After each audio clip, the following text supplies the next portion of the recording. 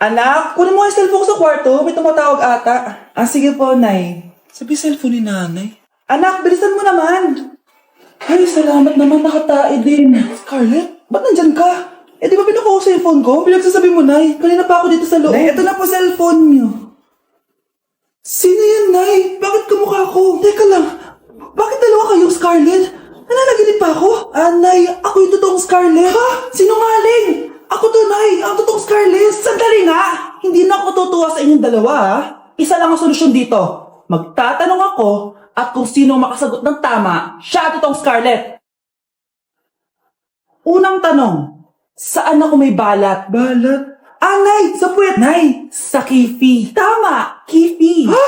Totoo ba, Nay? O, diba? Alam ko. Susunod na tanong. Ano ang timbang ko? Mukha kang 100 kilos, Nay. 75 kilos? Tama! 75 kilos! Yes! Huling tanong. Ano ang birthday ko? Birthday? Mahina pa naman ako sa ganyan. April 14, 1977? April 15, 1977. Tama! Ikaw nga, totoong Scarlett! At ikaw, dahil talo ka, lumayas ka na dito, impostor! Ay! Sino ba kasing Scarlett na yun? Bakit kamukha ko siya? Anak, kilala mo talaga ako, no? Siyempre naman, Nay. Anak mo ko eh.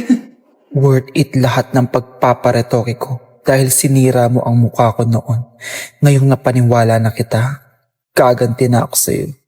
Kyle, anak! Uuwi yung mga kapatid mo! Talaga, Nay! Tagal kong hinintay ito. Grabe. Akala ko nakalimutan na nila tayo kasi successful na sila eh. Miss ko na sila. Tagal na din nung last na pumunta sila dito. O sige na, anak. Hintayin mo sila sa labas, ha? Maghahanda lang ako ng kakainin natin mamaya. Uy, Kyle. Balita ko, uuwi yung mga kapatid mo ah. Opo, tita. Paano niyo po nalaman? Basta! Siguro proud yung nanay mo kasi successful yung mga anak niya, no? Oo naman, tita. Nagbunga lahat ng paghihirap ni nanay sa kanila. Deserve nyo yan. Malapit nyo nang malaman ng totoo. Walang sikretong hindi nabubunyag. Pasok na po ako, tita. Sige. Hello, Nay! Nandito na yung anak mong doktor all the way from New York! Hi, Nay! Nandito na yung anak mong teacher all the way from Central Elementary School! Hello, Nay! Nandito na yung anak mong engineer! Naiyak naman ako. Nakumpleto din kayo magkakapatid. Sana nakikita to ng tatay niyo. Masaya ako na nandito kayo, ate, kuya. Sana maging successful din ako na kagaya niyo. O siya na, kumain na kayo ha? Galing pa kayo sa malalayo eh. Wow naman, Mare. Bigatin na yung mga anak mo. Saya-saya. Oo naman, Mare. Ilang taon din akong kumayod para mapagtapos lang sila. Pero worth it naman, di ba? Teka, Mare, para mas masaya, may kailangan kang malaman. Ha? Ano to, Mare?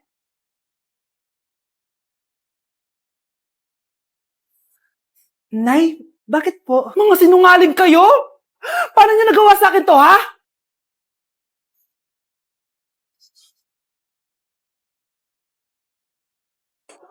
Na-invite ako sa isang special event. Gagala na naman ako nito. Aba, saan ka na naman pupuntang bata ka, ha? Hindi ka talaga napipirme sa bahay, no? Nay, payagan mo na ako. Maraming artista doon, tas marami ding pagkain. O sige, pagdala mo ako na pasalubong, ha? Tsaka pa shoutout mo ako sa mga artista doon. Yes, magre-ready na ako, Nay, ha? Oh, nauna pa kayo sa akin, be? Outfit check! This is my outfit. Actually, the theme is Purple Business Extravaganza. Basta purple, wear something purple. Let's go!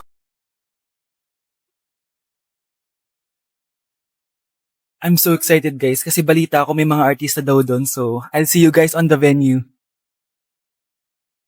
So nakadating na tayo sa venue at invited tayo sa launching ng Pinoy Drop Ball ng Bingo Plus. Pagdating pa lang namin, pinatry na sa amin agad yung Pinoy Drop Ball. So ayun na nga, tinaya ko lahat ng token ko. So ayan guys, hinulog ko na yung 3 bola. Sobrang familiar ng laro na to kasi nakikita ko to sa mga perya dati. Charan! O diba, nanalo agad tayo ng 2. Sobrang useful ng mga napalalunan ko guys. At pumasok na kami sa mismong venue at sobrang ganda guys. At ito yung mga isi-serve na pagkain sa amin guys. Grabe, ang sarap talaga ng mga sinerve nila at ngayon lang ako nakatikim ng mga ganyan be. So ayun, nilaunch na nga yung Pinoy Drop Ball ng Bingo Plus kasama si Maine Mendoza na napakaganda. After ng big reveal, binigyan kami ng performance ng alamat. Grabe, sobrang galing nila. At eto pa be, kumanta ng napakalapit sa amin si Miss Julie Ann San Jose. Grabe, mukha siyang anghel guys. Sobra talaga kami nag-enjoy dito guys dahil ang dami naming na-meet na tao. At isa pa dito, sobrang saya ng mga activities nila. Paglabas nga namin, inabutan na kami ng ulan pero okay lang kasi nag-enjoy naman kami. So yun lang, thank you guys. Okay, class, settle down. Ibibigay ko na yung mga exam nyo. Okay, get one and pass. Ma'am, sorry I'm late. Class, anong sabi ko kapag late na dumating? Hindi po mag-e-exam. Tama! So, bawal ka na mag-exam, Scarlett. Hi, ma'am. Nandito na ako. Medyo na traffic eh. Oh, Cheska, buti nakahabol ka. Oh, eto, pinag-reserve ko to ng test paper. Mag-exam ka na. Thank you, ma'am. Lo, ang unfair. Bakit si Cheska pwede mag-exam kahit late? Iba kasi si Cheska, hindi mo siya kagaya. Okay, class. Nagets nyo ba yung lesson? Naiihi ako. Ma'am, may I go to the CR? Kita mo nag-lesson ako, di ba? Makakahintay ang ihi mo. Tapos kapag bumagsak, magreklamo. Ma'am, pwede ba ako mag-CR? Sure, Cheska. Umihi ka na. Take your time, ha? Yay! Thank you, ma'am. Ma'am, may favoritism ka. Kapag si Cheska, pwede. Ano ba meron sa kanya? Basta. Pwede ba? Huwag kang bastos. Nag-discuss ako, di ba? Okay, class. Next topic. Okay, class. Ang bagong top 1 dito sa klase ay si Cheska. Ha? Ma'am, paano siya naging top 1? Eh, ako yung pinakamataas na grade sa aming dalawa. May mga special grades kasi siya at wala ka nun. Anong special grades? Yan ba yung pagbibigay sa'yo ng pera ng magulang ni Cheska? Kaya siguro favorite mo siya. Ano pinagsasabi mo, Scarlett? Alam ko namang mahirap tanggapin na natalo kita. Hindi ka patitigil, Scarlett, ha? Gusto mo dalhin kita sa principal's office? Sige! Punta tayo sa principal's office. Ipapakita ko lang tong chat nyo ng magulang ni Cheska. Ito ebidensya, oh. Nagbigay sila ng 100,000 sa'yo. Burahin mo yan! Humanda kayong dalawa sa akin. Kapag pinirmahan mo to, akin na lahat ng mga kayamanan mo. Oh, pirmahan mo na. Tita, wala naman ako field trip ah. Hindi pa ba sinasabi ng teacher nyo na may field trip kayo? Anak, okay lang. Pipirmahan ko na to para makasali ka sa field trip nyo. Walang iya ka talaga, Rosa. Wala ka talagang titira sa akin, ha? Manda ka talaga sa akin. Mabilis ka talagang utuin, Susan. Salamat, Mare. Ramon, napapirma ko na siya. Atin na ang bahay, pera at mga ari-arian niya. Magaling ka talaga, Rosa. Kaso kailangan na natin kumilos na mabilis. Kasi sabi ng doktor, nagre-recover na yung mata niya. Ano? Kaya bukas na bukas din, papalayasin na natin sila. Total, nakuha na natin ang gusto natin. Nay, bakit mo pinirmahan yun, ha? Maliban natin kung ano nilalaman ng papel na yun. Huwag kang mag-alala, anak. Malapit nang matapos ang maliligayang araw ng tatay mo at ng kabit niya. Tita, bakit may dala kang maleta? Aba, syempre. Lilipat na ako dito sa bago kong bahay. Ano? Tay, ano ibig sabihin nito, ha? Nakalagay dito sa papel na pinirmahan ng nanay mo na amin na tong bahay, mga sasakyan niya at ang mga pera niya. Napakahayop nyo! Bakit ang ingay? Ano nangyayari? Nay, kinuha na nila lahat sa atin. Ayan, magsama kayo mag-ina. Ngayong nasa amin na ang lahat, pwede na kayong lumayas. Ramon, magsa-celebrate tayo, ha?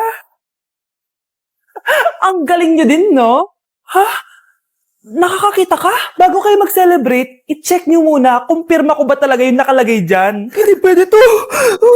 Tay. Attorney, kita mo naman kung ano ginawa na tong dalawang to, di ba? At nandito na rin ang ebidensya na magpapatunay na naghaharutan sila sa loob ng bahay ko. Anong gagawin nyo sa amin, ha? Mahal, huwag mo naman gawin sa amin to, please, oh. Magbabago ako, please. Oh, sorry kung natatapakan kayo pagka-love team nyo, ha? Arestuhin nyo na yung mga yan. Mag-celebrate kayo sa kulungan. Kayong dalawa, sumama na kayo sa akin sa presinto.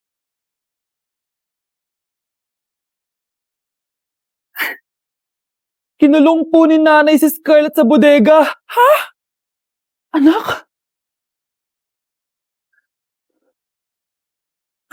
Anak? Walang iya talaga yung tita mo. Anak, sorry kung ngayon na ako nagpakita. Pinakulong kasi ako ng babaeng yan. Deserve mong makulong. Ikaw ang ikukulong namin dahil child abuse ang ginagawa mo. Ano? At hindi mo na din makukuha ang 50% ng mana. Hindi pwede! Nay, masaya ako na nandito ka na. At hindi na din tayo maghihirap dahil sa pamana ni tatay. Masaya din ako, anak. Siyempre kasama ka dito, Samantha.